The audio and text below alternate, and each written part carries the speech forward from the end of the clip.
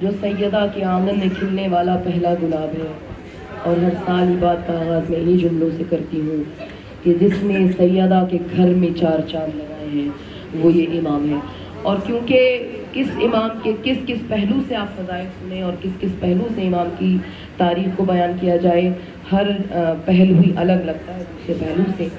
اور میں آپ کو آج ایک چھوٹی سی دعوت فکر دوں گی، کیونکہ آج دو ہستیوں کا ایک ساتھ ذکر ہے، ایک نانا کا اور ایک نواسے کا۔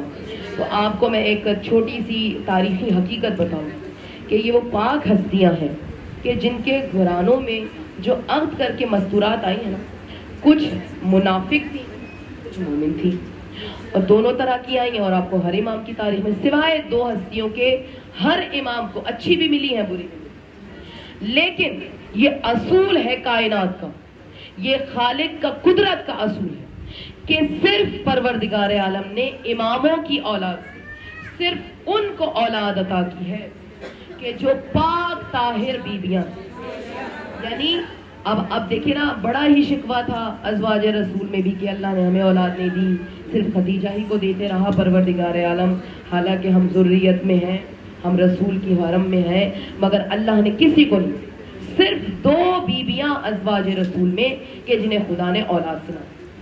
اور کس مقام و مرتبے پر ہے؟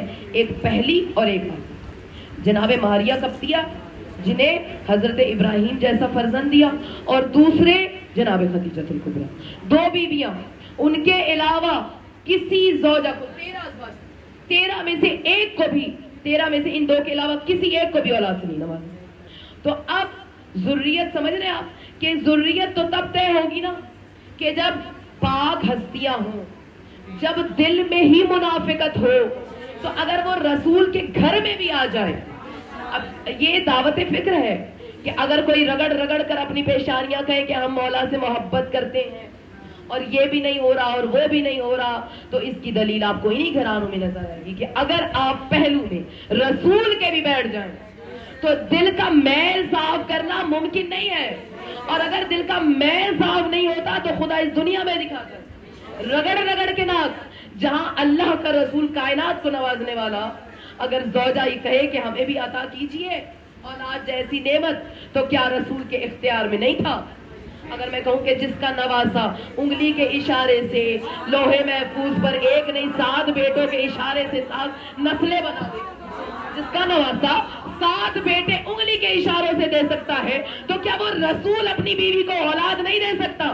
نہیں، اس لیے کہ تمہیں بتا دیا جائے کہ جس کے دل میں محبت محمد ہوگی اولاد اسی کے نصیب میں، اور جس نے قربانی دی ہے، دیکھیے یا خدیجہ کا رتبہ یا خدیجہ کے بعد جناب ماریہ قبطیہ کا، کہ جن کے گھر میں وہ پانی کا ظرف موجود تھا کہ جس سے رسول پانی پیتے تھے آخر۔ اب آپ کو سمجھ آ گئی ہے اعتبار کی بات؟ تو اس کے بعد اگر میں یہاں پر اس موڑ پر ایک جملہ آپ کو کہہ دوں کہ یہ خوش قسمتی ہے علی ابن ابی طالب کی، دو ہستیاں، آپ کہتے ہیں نا کہ یا علی یا حسین، تو پوری کی پوری آئمہ کی تاریخ میں، بلکہ اگر میں کہوں 14 معصومین کی تاریخ میں صرف 2 ہی ہستیاں ہیں، یا علی ہے یا حسین ہے، کہ جس کی پوری کے پورا حرم اتنا پاک و طاہر تھا کہ اللہ نے ذریت بھی وہ اعلیٰ ترین عطا کی ہے۔ دیکھیں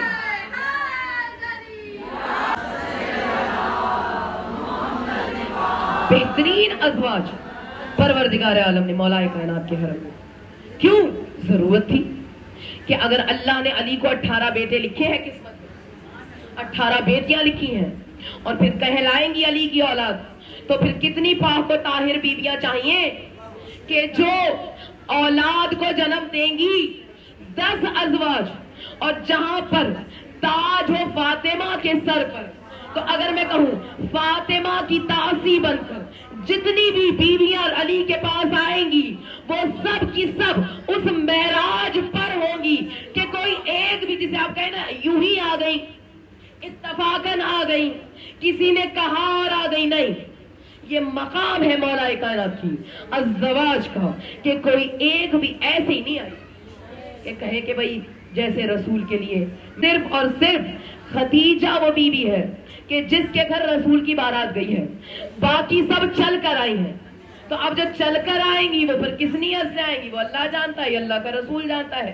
لیکن مصلحت کے تحت طلاق یافتہ بھی آئیں، بیواگان بھی آئیں، خواہش پر بھی آئیں، آتی گئیں، خلفاء کی بیٹیاں بھی آتی رہی نا. کیوں؟ کیونکہ مصلحت تھی. لیکن علی کی کوئی ایک زوجہ بھی ایسی نہیں ہے کہ یہ حرم علی ہے کہ جہاں کسی ایک بیوی نے کہا ہو کہ میں چاہتی ہوں اور مجھے لے لیجیے اپنے آپ، جب تک کہ اذن نہیں ہوگا پروردگار عالم کا. ایک بھی زوجہ. اور یہ میں آپ کا کہیں گے بھائی کہاں آج تو امام حسن کی بات ہونی چاہیے، تو میں آپ کو دعوت فکر پر لا رہی ہوں. دو ہستیاں یا علی یا حسین کہ جن کی مستورات اس لیے کامل ہے کہ جو ذریت اتنی ضروری ہے کامل ہونا کہ کوئی علی کے بیٹے اور بیٹیاں بن کر کہیں صفین میں ہو، کہیں نہروان میں ہو، کہیں جمل میں ہو، اور کہیں اللہ حسین کو وہ پاکیزہ اولاد عطا کرنے والا ہے کہ جنہیں سب کو جمع ہو کر کربلا کا میدان سجا. اب یہ مومنات قدرت کا قانون ہے. ہم نے دیکھا کہ امام علی نقی کے عقد میں مامون کی بیٹی آئی زبردستی، ہارون کی بیٹی امام محمد تقی کے عقد میں آئی زبردستی، اس کے بعد امام علی رضا سے عقد کروایا گیا بیٹیوں. لیکن اللہ نے کسی ایک کو بھی اولاد سے نہیں نوازا، اس لیے کیونکہ یہ کہہ رہے تھے کہ اس کی بیٹی ہوگی تو نانا کہلائیں گے، وہ دادا کہلائیں گے. تو اللہ نے دیا ہی نہیں.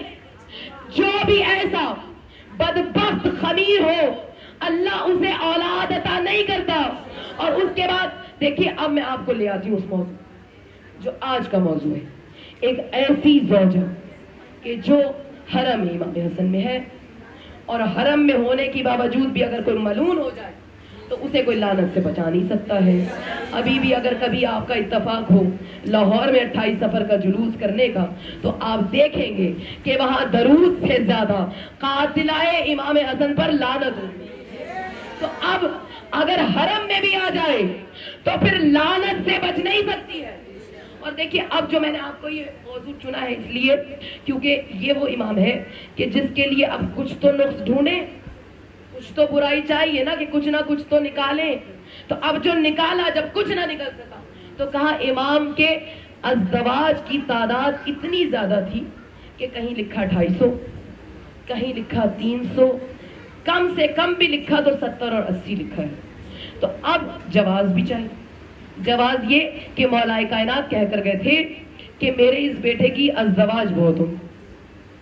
اب یہ تو میں آپ کو بتا رہی ہوں تاریخی حقائق، کیونکہ امام حسن پہ جو کاری ضرب لگائی جاتی ہے وہ یہ نقطہ ہے کہ یہ وہ امام ہے کہ جن کے حرم میں سب سے زیادہ، اور امام یہ وہ حقائق ہیں کڑوے کہ جو کتابوں میں محفوظ ہیں اور اس طرح محفوظ کیے جا رہے ہیں کہ ہماری بھی جڑوں میں ان کو پیوست کیا جا رہا ہے. کہ بس یاد رکھیے امام حسن مجتبی کے عقد میں فقط کل 9 ازواج تھیں، اور یہ جو 10ویں تھی اسے ازدواج میں شامل نہیں اس لیے کیا جاتا کیونکہ اللہ نے امام حسن مجتبی کو 9 ازواج سے ذریت عطا اولاد عطا کی ہے اور یہ لاولد تھی.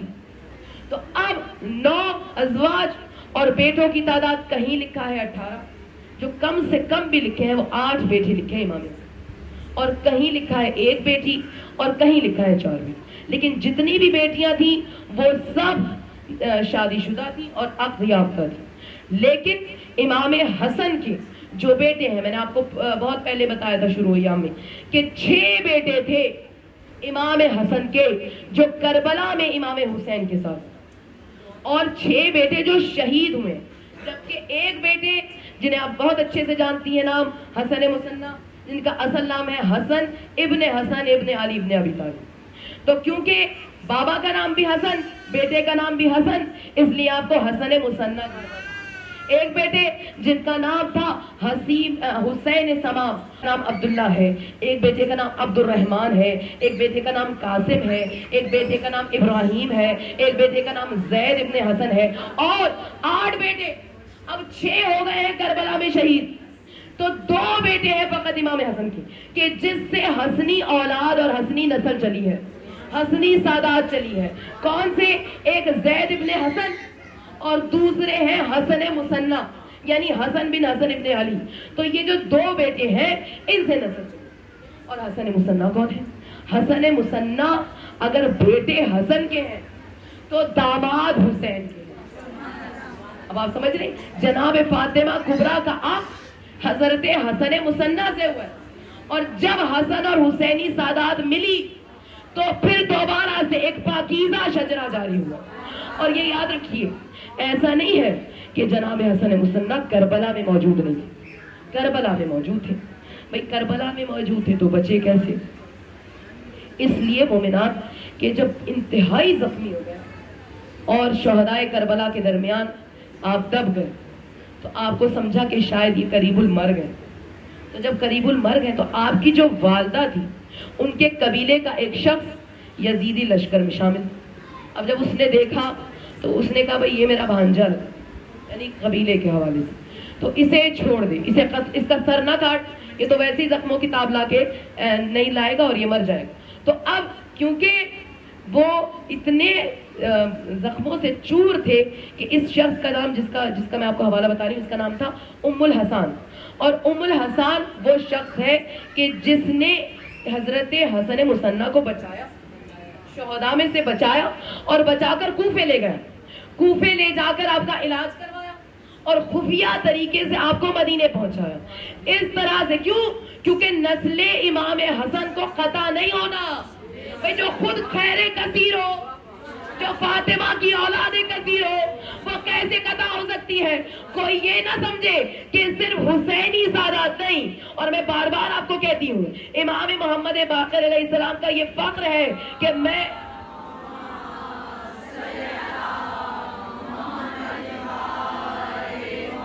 فخر میرے مولا کا یہی ہے کہ میں وہ نجیب الطرفین ہوں جو حسنی بھی ہے اور حسینی بھی ہے۔ تو کوئی یہ اپنے ذہن میں غلط فہمی نہ رکھے کہ صرف اولاد حسین سے فاطمہ زہرا کا سلسلہ نہیں، حساب لگا کر گئے اور کہہ کر گئے ہیں۔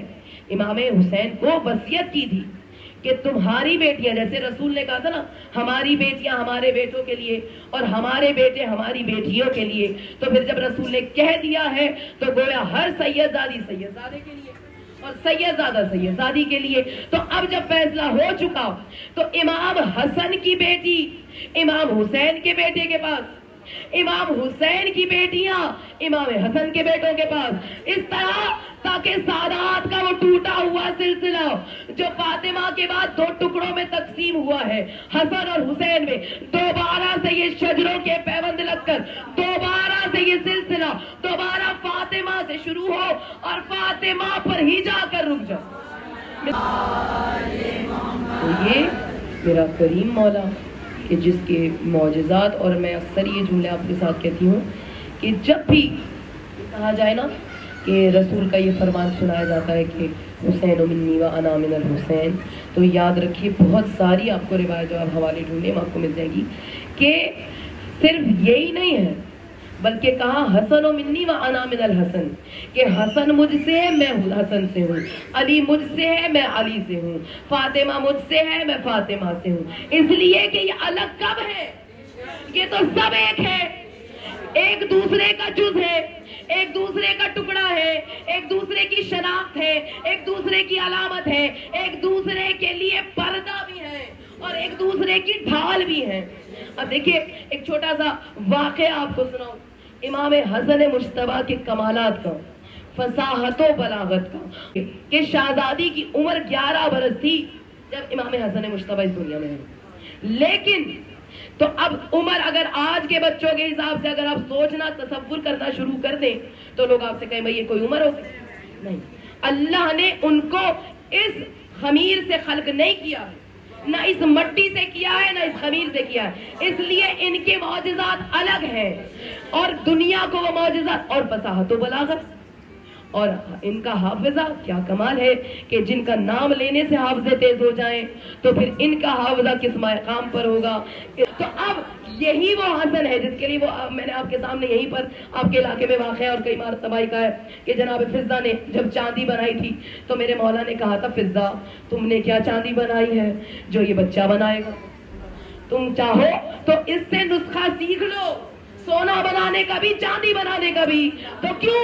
کیونکہ اللہ نے انہیں وہ عطائیں کی ہیں کہ جو اپنی فصاحت و بلاغت کے جملے سے اگلے شخص کو قائل کر دے. اب ایک شخص تھا، اس کا واقعہ بیان کیا جا رہا ہے کہ ایک مرتبہ ایک جنگ میں رسول خدا اور مولائے کائنات شہر سے باہر تشریف لے گئے. یہ اس وقت کی بات ہے کہ جب امام حسین فقط 3 برس اور ظاہر امام حسن 4 برس کے ہوں گے.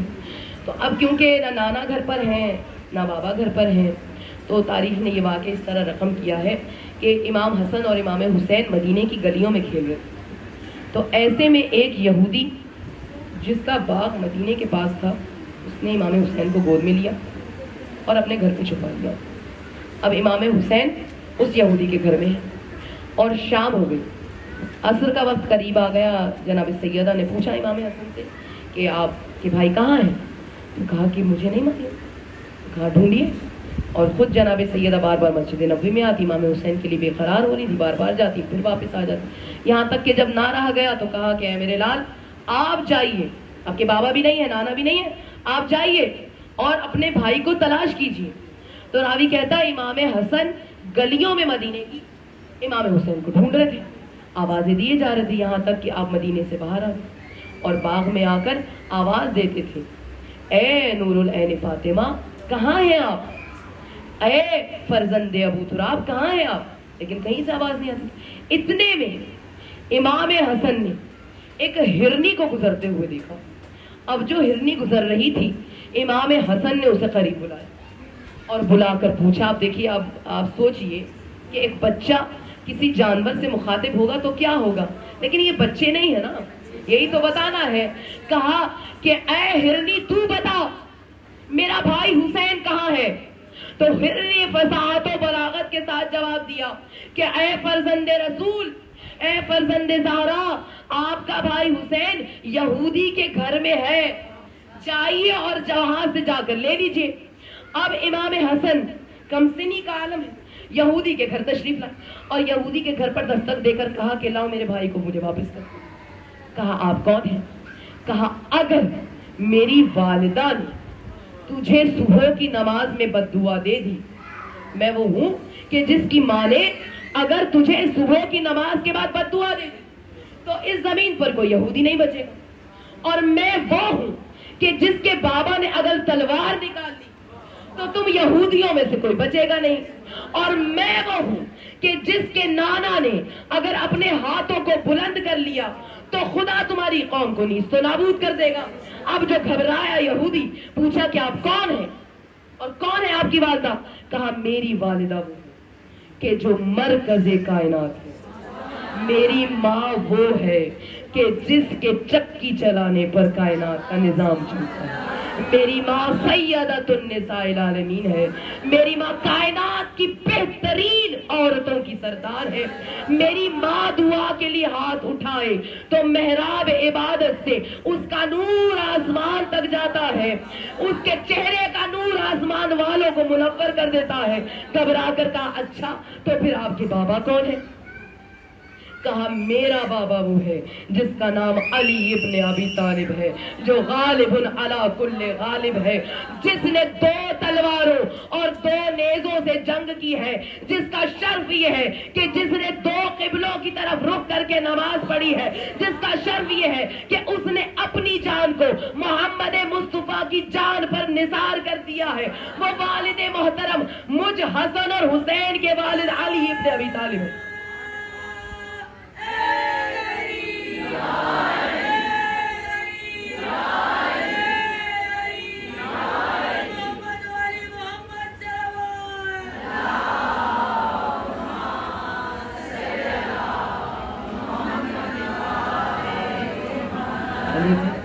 اچھا تو پھر آپ کے نانا کون ہے؟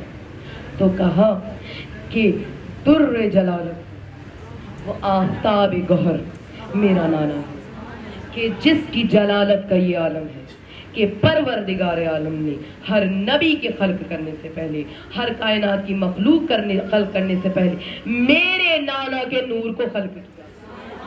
وہ اس وقت سے عبادت کر رہا ہے جب سے اللہ معبود ہے.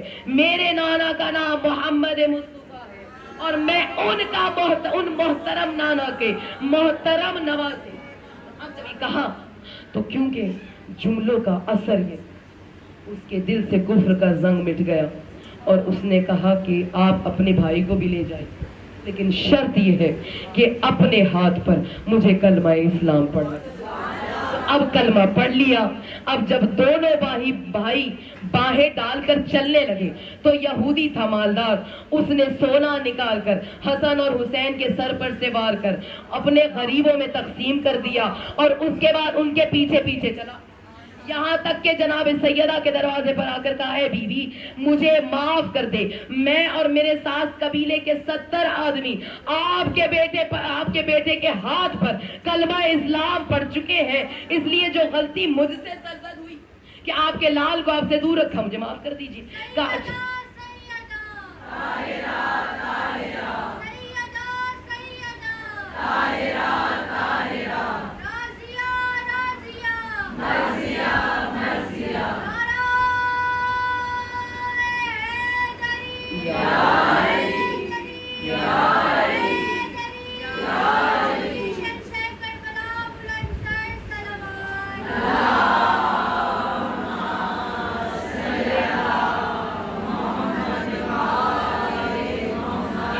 اب جناب سیدہ نے کہا اس پہ صرف میرا ہی حق نہیں ہے، اس کے بابا اور اس کے نانا کا بھی اس پر حق ہے۔ تو اب اگلے روز جب مولا کائنات بھی آ گئے، خدا بھی آ گئے، وہ یہودی پھر آیا، کہا یا رسول اللہ مجھے معاف کر دیجیے، یا علی مجھے معاف کر دیجیے جو غلطی ہو گئی۔ تو کہا اچھا اس پر صرف ہمارا حق نہیں ہے بلکہ اس پر اللہ کا بھی حق ہے، جب تک اللہ معاف نہیں کرے گا تجھے معافی نہیں ملے گی۔